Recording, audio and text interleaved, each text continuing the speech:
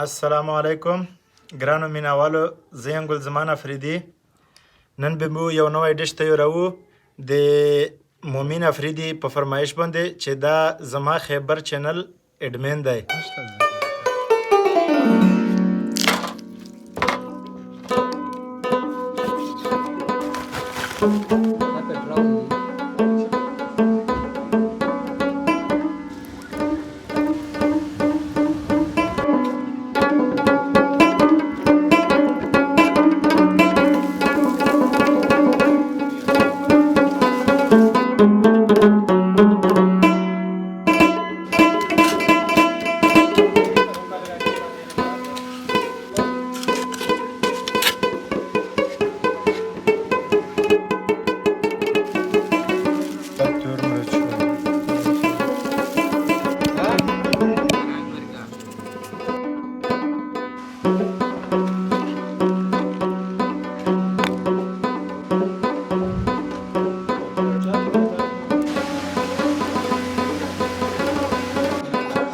دا د مو سیکنډ سټپ دی که خیري دا به اوس مو په دغه شي کې پخوو.